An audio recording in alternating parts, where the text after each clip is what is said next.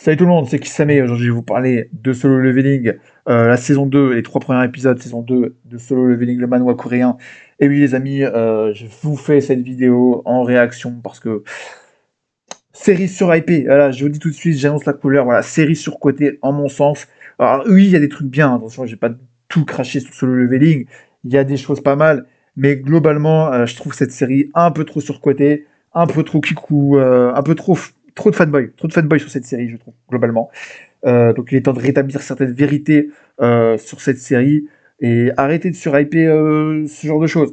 Le concept, déjà, rien que le concept de la série, le mec qui est un mec de rang E, qui ne sert à rien, et qui level up, et c'est le seul à pouvoir faire ça, il a un pouvoir cheaté, euh, c'est bon quoi. Pas grand intérêt de voir ça. On l'a déjà vu dans plein d'autres mangas, comme Shangri-La Frontière et compagnie. Voilà, ce manga, ce manhwa plutôt, parce que c'est un manga coréen, en soi ne sert pas à grand chose. On est vraiment, pour moi, en mon sens, hein, à des années-lumière, j'ai même pas parlé de hack, mais rien que de Sword Art Online, on est à des années-lumière de Sword Art Online, qui avait vraiment des arcs vraiment inspirés, avec des thèmes profonds sur la psychologie humaine, le rapport au virtuel, etc., qu'on n'a absolument pas dans Solo Leveling, qui est un pur shonen manga basique, où il faut monter en puissance avec des persos surcheatés, sans réelle psychologie de personnage travaillé. Voilà.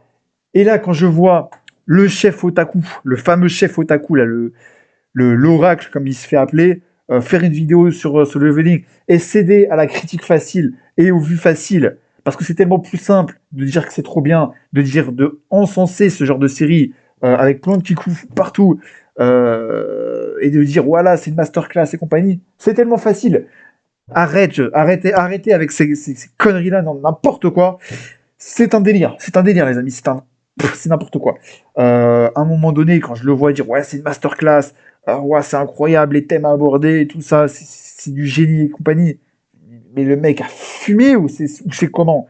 Comment c'est possible de sortir des âneries pareilles, quoi? C'est n'importe quoi. C'est un délire complet, les amis. C'est ridicule. À un moment donné, il faut se réveiller. Bon, là, on va parler de la saison 2 là, parce qu'il y a eu trois premiers épisodes de saison 2 de Sword Art Online. Enfin, je perds mes mots, Sword Art Online, c'est du génie. Mais Solo Leveling, bien sûr, je parle de Solo Leveling. Les trois premiers épisodes de Solo Leveling, du grand délire, les amis. Du grand délire, du grand n'importe quoi. Bon, déjà, j'ai parlé rien que du principe, là, du fait que le personnage devienne, mais le chat de base devienne, voilà, le mec, il est musclé et tout ça, toutes les meufs courent vers lui. Bon, on est à la saison 2, donc là, il a level up comme un taré, il est devenu nécromancier. Donc là, forcément, le mec, c'est le chat de base. Mais franchement, à un moment donné, c'est quoi son objectif? Son objectif, c'est de sauver sa mère avec un remède, parce qu'elle est gravement malade. Comme si on n'avait pas vu ça dans 100 000 mangas, quoi. Non, mais sans déconner, l'auteur, il pouvait pas trouver un truc plus original et trouver un principe plus original que le fait de faire devenir son héros de nulos au chat de base PGM de la mort qui tue. Non, mais sans déconner, quoi. À un moment donné, c'est quoi l'intérêt du machin? Et la classe est complètement cheatée, nécromancien. Le mec, il invoque 50 000 nécromanciens, morts-vivants, soldats, lancier et compagnie, et il clean, il rush les donjons comme c'est pas permis. Mais franchement, c'est tellement dommage. Rien que franchement, le début de la saison 1 de Solo Leveling était plus intéressant, quoi. Je suis désolé de vous le dire, là c'est devenu inintéressant. Donc là, en plus, on apprend que le père, donc Sun Hwan, là, le père de Song Jin-woo, le héros du Solo Leveling, on apprend que le mec, en fait, il a un lien avec les portails. En fait, il sait des choses et je vous parie. Bon, j'ai pas lu le manhwa, mais je parie que pareil, il va avoir un rôle clé sur l'histoire et que c'est lui qui est à l'origine des portails et compagnie. C'est lui qui est à l'origine du pouvoir de Sun Jinwoo. C'est évident, mais c'est évident. Il n'y a même pas besoin de lire pour comprendre ça. À un moment donné, toutes les ficelles scénaristiques sont évidentes et sont annoncées directement dès le début de la saison 2, quoi. Alors vous allez me dire, oui, l'animation, elle est classe, les dessins sont classe. C'est A1 Picture qui anime le manhwa. C'est normal que ce soit stylé. C'est un studio qui a fait ses preuves. À un moment donné, voilà, c'est logique. Et bon, là, donc on suit Sun Jinwoo dans un donjon qui va faire clean à l'ami de sa sœur qui s'appelle Chai Han-hin. C'est ça, voilà. Et voilà, donc sa sœur qui est amie avec Shairani, donc c'est Sunjina, sa sœur. Et donc, ils vont faire un donjon qui est de niveau, je crois, C ou B. Non, je crois que c'est C. Elle est de niveau C ou D. Ils font le donjon et il s'avère que c'est un portail rouge. Et donc le portail rouge, en fait, ça a la capacité de transporter les gens dans un donjon de rang A, en gros. Ou de rang, voilà, de rang A, on va dire. Et donc, comme par magie, ils se retrouvent dans un donjon avec des chasseurs blancs, donc des espèces de archers, là, elfes, et dans les montagnes, qui sont surcheatés. Et donc là, ça va être la galère. Le groupe se sépare en deux, machin truc. T'as le groupe des mecs qui sont avec un gros level, qui se disent oh, ok, les mecs de bas level, vous restez dans votre groupe, on va pas vous protéger. Nous, on va rester dans notre coin et on va essayer de clean le donjon. On sera plus performant solo. Sauf que ce qu'ils comprennent pas, c'est que la healeuse, là, qui était quand même de rang A, bah, elle est restée dans le groupe des nuls parce qu'il a compris que Sun Jinwoo, en fait, c'était pas un vrai mec de rang E, et que c'était un mec de rang limite S.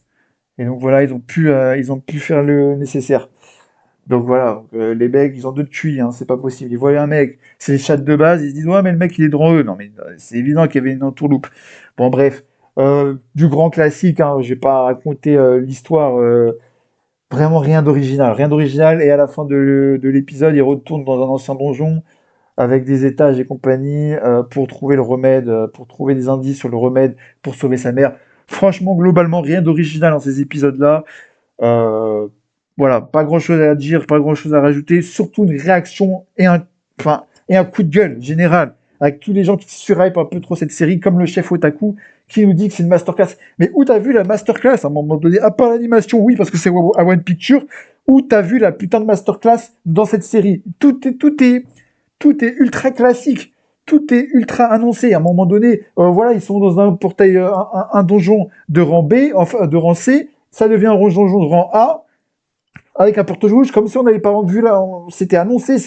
Il y a rien de, voilà, il y a rien de surprenant. C'est du déjà vu. En fait, c'est du déjà vu, quoi. SAO a déjà fait ça en 100 fois mieux, quoi. À un moment donné, c'est bon, quoi. Ce genre de choses n'est pas intéressante. Le coup du groupe qui se sépare en deux avec les forts, les nuls. En fait, le groupe des nuls, ça devient le groupe des forts parce qu'il y a un mec qui est de rang E. En fait, c'est un mec de rang S. C'est bon. Et là, on sent déjà la bataille là avec les deux mecs de rang S juste devant le portail et compagnie. On voit que les mecs de rang S et que ça, ils commencent à se poser des questions sur Sun Jinwoo.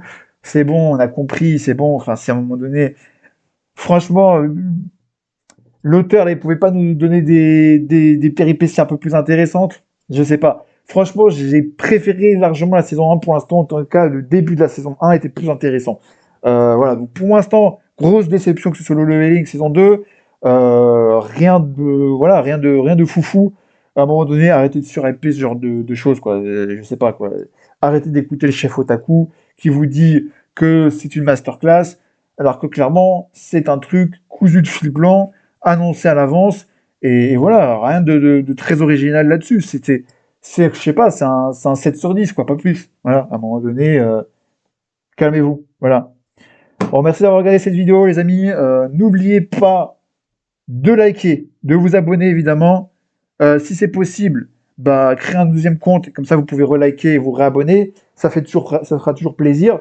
Et bon, à la prochaine, pour une prochaine vidéo, bien sûr, hein. Allez, salut!